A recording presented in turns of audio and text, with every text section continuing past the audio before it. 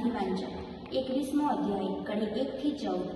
ઈસુએ તિબેરિયાસ સરોવર પાસે શિષ્યોને ફરીવાર દર્શન દીધા અને તે આ પ્રમાણે સિમોન પીતર, થોમા અર્થાત જોડિયો, ગાલિલમાં આવેલા કાનાના નથનીએલ, ઝબદીના દીકરાઓ અને બીજા 2 શિષ્યો ભેગા મળ્યા હતા। એવામાં સિમોન પીતરે કહ્યું, હું માછલા પકડવા જાઉં છું। બીજાઓએ કહ્યું, અમે પણ તારી સાથે આવીએ છીએ। આમ તેઓ ઉપડ્યા અને મછવામાં ચડી ગયા, પણ તે રાતે તેમના હાથમાં કશું આવ્યું નહીં। પરોઢ થવા આવ્યો હતો।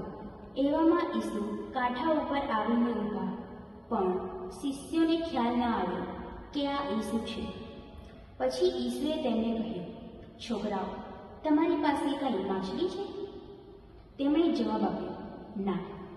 એટલે ઈસુએ તેમને કહ્યું, મછવાની જમણી બાજુએ જાળ નાખો એટલે મળશે।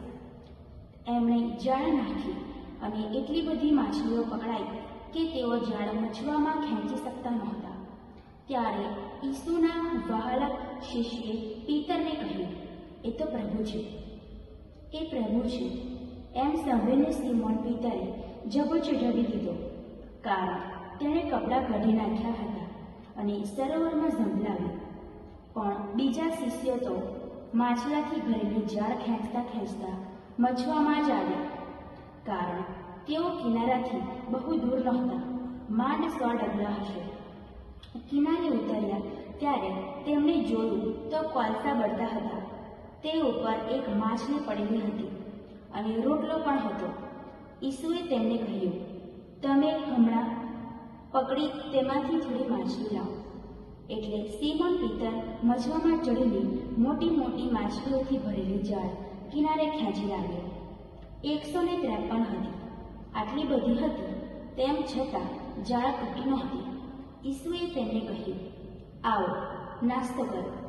કોઈ શિષ્યની એમને પૂછવાની હિંમત નહોતી ચાલતી કે આપ કોણ છો? તેઓ જાણતા હતા કે તે પ્રભુ છે। પછી ઈસુએ આવી રોટલો લઈ તેમને આપ્યો અને એ જ રીતે માછલી પણ આપી। સજીવન થયા પછી ઈસુએ શિષ્યોને દર્શન દીધાનો આ 3જો પ્રસંગ છે। આ પ્રભુની વાણી છે। ઈસુની જય। વાલા ધર્મજનો, આજના સુસંદેશમાં આપણે ફરી એકવાર સાંભળીએ છીએ કે ઈસુ શિષ્યોને દર્શન આપે છે તિબેરિયાસના સરોવર ઉપર। મારા વાલા ધર્મજનો, શિષ્યો જે કાંઈ પણ બન્યું હતું તે બાદ પોતાના રોજિંદા જીવન તરફ પ્રયાણ કરે છે। પીતર કહે છે, હું માછલી પકડવા જાઉં છું, અને બીજા શિષ્યો કહે છે, અમે પણ આવીશું સાથે। અર્થાત રોજિંદુ જીવન જે ફરી એકવાર શરૂ કરે છે। આખી રાત મહેનત કરે છે, તાબડતોબ મહેનત કરે છે, તનતોડ મહેનત કરે છે, પણ કશું હાથે લાગતું નથી। પરોઢ થતા ઈસુ સરોવરને કાંઠે ઉભા છે અને પૂછે છે, છોકરાઓ, માછલી છે? પીતર નિરાશાજનક અવાજે કહે છે, ના, નથી। મારા વાલા ધર્મજનો, જેમ પીતર આખી રાત મહેનત કરે છે, તનતોડ મહેનત કરે છે, તેમ આપણે પણ આપણા રોજિંદા જીવનમાં ઘણી વખત મહેનત કરીએ છીએ અને તૂટી જઈએ છીએ। આપણે પોતાની જાતને સુધારવાનો પ્રયત્ન કરીએ છીએ, એક ક્ષેત્રમાં આગળ વધવાનો પ્રયત્ન કરીએ છીએ, સીડી ચડીએ છીએ, પણ ખરા પાછા પડી જઈએ છીએ, અર્થાત હારી જઈએ છીએ। ત્યારે ઈસુ પિતરને કહે છે, મછવાની જમણી બાજુએ જાળ નાખ, ત્યાં માછલી મળશે। અને પિતર તરત જ બીજી વખત વિચાર્યા વગર ઈસુનું કહ્યું કરે છે। કેટલી વખત આપણને પ્રભુએ કહ્યું હશે? કોઈ સામાન્ય માણસ દ્વારા, કદાચ કોઈ પુરોહિત દ્વારા, કોઈ સાધ્વી ગણ દ્વારા, કે પોતાના મિત્રો દ્વારા પ્રભુએ આપણને કેટલી વખત કહ્યું હશે, આમ નહીં, આમ કર, આ રસ્તે નહીં, આ રસ્તે જા, આ રીતે નહીં, આ રીતે મહેનત કર।